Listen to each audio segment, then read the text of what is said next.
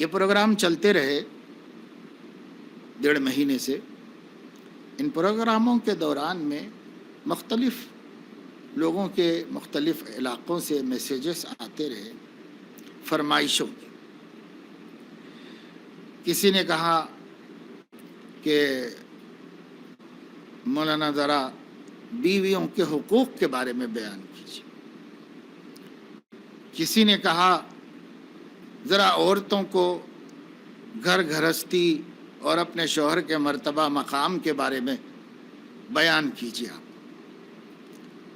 کسی کی خواہش یہ ہے کہ ذرا بچوں کو فرما بردار بننے کے سلسلے میں ماں باپ کا مقام کیا ہے، اس سلسلے میں بیان کیجیے۔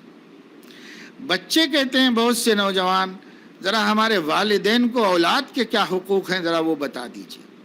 یہ تو نہیں آئی فرمائش، لیکن یہ 3 فرمائشیں تو ہیں ہر جگہ اور بار بار آ رہی ہے یہ 3 فرمائشیں۔ لیکن شخصی طور پر بہت سے نوجوانوں سے ہمارے روابط ہیں، ملاقات ہیں، مشورے کرتے ہیں، تو ان کی گفتگو سے پتہ یہ چلتا ہے کہ سب ماں باپ کو بھی تو بتائیے کہ ان بچوں کے حقوق کیا ہیں۔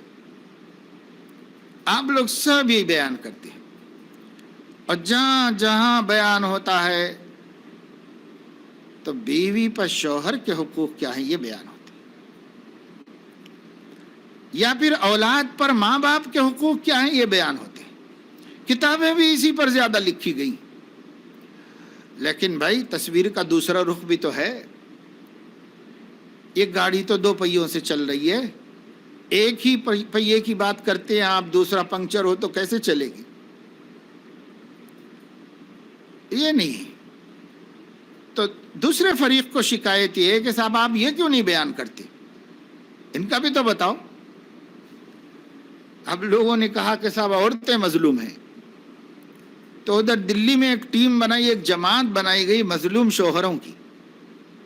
مظلوم شوہروں نے بھی ایک جماعت بنا لی اپنی، یعنی کہ صاحب بہت سے شوہر بھی مظلوم ہیں اور بہت سی بیویاں مظلوم ہیں۔ لیکن دنیا کا طریقہ ایسا ہے کہ جب کوئی روتا ہے تو دونوں میں کمزور کون ہے؟ جو کمزور ہے اس کے ساتھ ہو جاتے ہیں۔ اگر بادشاہ کی کوئی شکایت کرے تو بادشاہ کی حمایت کوئی نہیں کرتا، رعایا کی طرفداری کرتے ہیں، اور مرد کی حمایت نہیں کرتے، عورت کی حمایت کی جاتی ہے۔ بڑوں کی حمایت نہیں کی جاتی، بچوں کی حمایت کی جاتی ہے۔ یہ ایک ایسا فطری سسٹم ہے، صحیح ہے غلط ہے اس سے بحث نہیں، لیکن ایسا چل رہا ہے کہ کمزور کو لوگ مظلوم سمجھتے ہیں، لیکن کبھی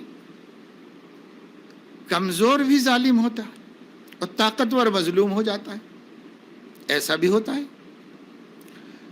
تو 2 طرفہ اسلام نے بیان کیا ہے۔ اسلام تو اندھا دین نہیں ہے، اسلام تو صراط مستقیم ہے، اور اللہ تعالیٰ کا اتارا ہوا بھیجا ہوا دین ہے، اور اللہ تعالیٰ تو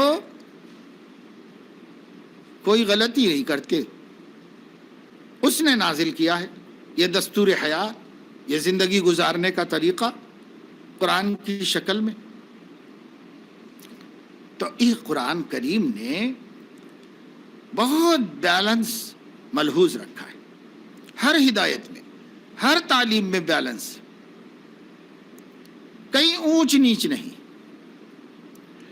زوجین کے حقوق میں بیلنس ہے، ماں باپ اور اولاد کے حقوق میں بیلنس ہے، بھائی بہنوں کے حقوق میں بیلنس ہے، پڑوسیوں کے حقوق میں بیلنس ہے، حاکم اور رعایا کے حقوق میں بیلنس ہے۔ ہر جگہ اعتدال ایسا رکھا ہے کہ اگر کوئی آدمی رعایا بن جائے تو وہ بھی محروم نہ ہو، اگر کوئی حاکم بن جائے تو وہ بھی نہ ہو۔ آپ کسی روپ میں ہوں، بڑے ہوں یا چھوٹے ہوں، محتاج ہوں یا داتا ہوں، ہر حال میں حقوق اللہ تعالیٰ نے برابر سرابر سب کو دیے۔ تو اب اگر ہم ان ایک ایک فرمائش پر بیانات کریں تو بھائی بہت شکایتیں ہیں لوگوں کی، سماج سے، سماج والوں سے۔ بہت شکایتیں،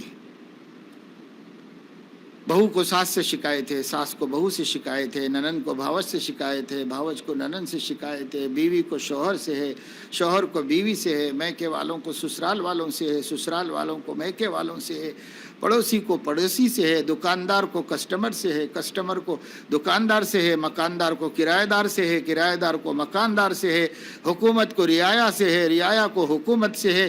جتنے رابطے ہیں ہمارے،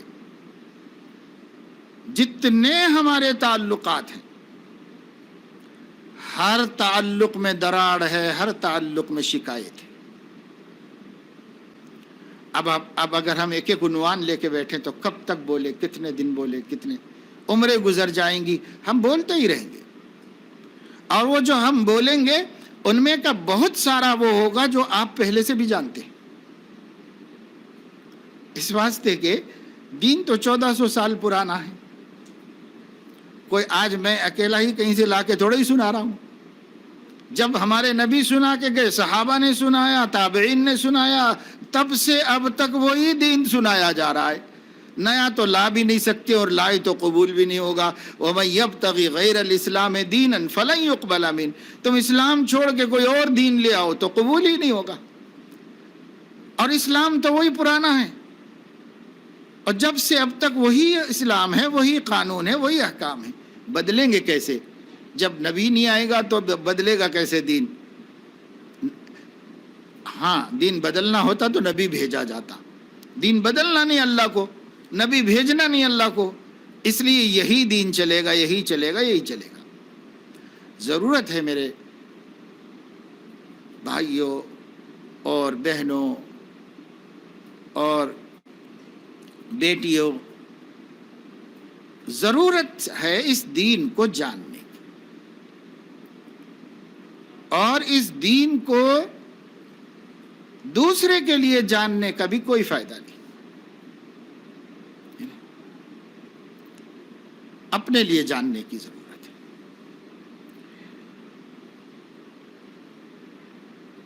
ایک بیوی یوں کہے کہ میرے ذمے میرے شوہر کے کیا حقوق ہیں، اور مجھے کیسے رہنا چاہیے، اور مجھے کیسی زندگی گزارنی چاہیے، ذرا مجھے سکھا دیں۔ ایک شوہر یوں کہے میرے ذمے کیا حقوق ہیں میری بیوی کے، اگر میں ان کے ساتھ کیسے رہوں تو اللہ کی پکڑ میں نہیں آؤں گا اور نبی کو شکایت نہیں ہوگی مجھ سے، تو ذرا مجھے سکھا دیجیے۔ ماں باپ یہ کہیں کہ بچوں کو ہم کیسے پالیں کہ ہم اللہ کے ہاں پکڑے نہ جائیں، بچے یہ کہیں کہ ہم ماں باپ کی کیسے خدمت کریں کہ ہم اللہ کے ہاں پکڑے نہ جائیں۔ یہ اپنے لیے علم حاصل کرنے سے کام بنے گا، دوسرے کے لیے علم حاصل کرنے سے کام نہیں بنے گا۔ اب یہ جتنے فرمائشیں کرنے والے ہیں نا، یہ مظلوم ہیں، ان کے بقول مظلوم ہیں، ہم تو فیصلہ نہیں کرتے۔ ہو سکتا ہے کہ کچھ بیویاں ایسی ہوں جن پہ بڑا ظلم ہو رہا ہو، اور ہو رہا ہے سماج میں، تو وہ کہہ رہے ہیں کہ صاحب ایسا بیان کیجئے کہ وہ ہمارے شوہر کے کان میں پڑے اور وہ ایسا کرنا چھوڑ دے۔ اور جو شوہر بیویوں سے بیزار ہیں وہ کہہ رہے ہیں کہ مولانا ایسا بیان کریے، ہماری اہلیہ محترمہ بھی آج جو ہیں بیان میں بیٹھنے والی ہیں، آپ ایسا بیان کیجئے کہ وہ صحیح ہو جائے۔ یعنی سب تو ہر شخص علم حاصل کرنا چاہتا ہے، لیکن دوسرے کے لیے علم حاصل کرنا چاہتا، دوسرے کی اصلاح کے لیے کرنا چاہتا، اپنی اصلاح کے لیے نہیں۔ کسی کو فکر نہیں اپنی اصلاح کے لیے حاصل کرے، یہ شوہر صاحب کو بھی نہیں ہے کہ اپنی اصلاح کی فکر کرے، بیوی صاحب کو بھی نہیں ہے اپنی اصلاح کی۔ سب یہ چاہ رہے ہیں، بیوی چاہتی ہے شوہر درست ہو جائے، شوہر چاہتا ہے بیوی درست ہو جائے، باپ یہ چاہتا ہے بچے درست ہو جائیں، بچے چاہتے ہیں ماں باپ درست ہو جائیں، ہر کوئی دوسرے کو درست کرنا چاہتا ہے۔ آج ہمارا سب سے بڑا علم یہی ہے، معاشرہ جو نہیں درست ہو رہا ہے نا، اس وجہ سے نہیں درست ہو رہا ہے۔ اور حضور علیہ السلام جس سماج پہ محنت کر رہے تھے، اس سماج کے افراد کا حال یہ تھا کہ بس وہ خود صحیح ہونا چاہتے تھے، دوسروں کی انہیں پرواہ نہیں تھی۔ ان میں سے ہر ایک خود درست ہونا چاہتا تھا، کیسے صحیح ہو جاؤں، میں کیسے صحیح ہو جاؤں، بس سب کو یہ فکر تھی. مجھے مرنا ہے، اللہ کے سامنے جانا ہے. یہ ہمارے شوہر جیسے بھی ہوں گے، نالائق اور ظالم اور بد زبان اور حق تلفی کرنے والا، جیسا بھی ہوگا بھائی ہوگا، لیکن میں کہیں اللہ کی پکڑ میں نہ آ جاؤں. تو میں کیسے رہوں کہ اللہ کی پکڑ میں نہ آؤں. ہر ایک اپنی اصلاح کے بارے میں سوچے، اور علم بھی اسی لیے حاصل کرے کہ میں صحیح ہو جاؤں. بس اس لیے علم حاصل کرے، دوسرے کو درست کرنے کے لیے علم حاصل کرے. لم تقولون ما لا تفعلون کبر مقتا عند اللہ ان تقولوا ما لا تفعلون. ایسی باتیں کیوں کہتے ہو جس پہ خود عمل نہیں کرتے؟ بہت بڑی ہے وہ باتیں جو تم کہتے ہو پر کرتے نہیں. تو ہمیں نہیں کرنا ہے، وہ ہماری بیوی ہی صحیح ہونا ہے. وہ اگر اب مجبور ہے تو اور ذرا مجبور ہو جائے،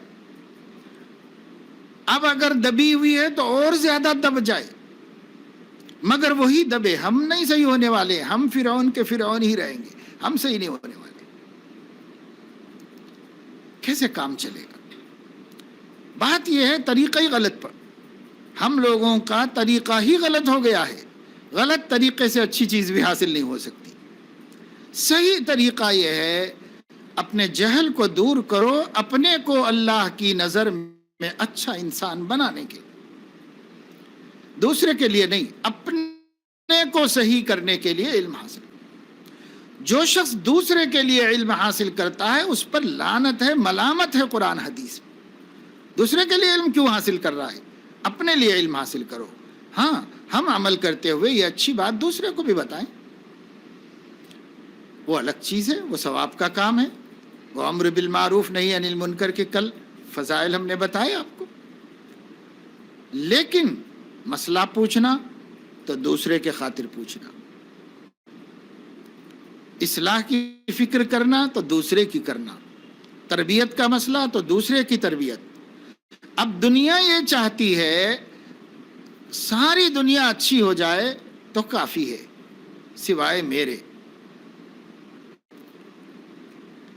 اور اصول یہ ہے میں اکیلا ہو جاؤں تو ساری دنیا جنت ہے، میں اکیلا صحیح ہو جاؤں تو ساری دنیا جنت ہے، اب باقی لوگوں کی کوئی فکر نہیں مجھے.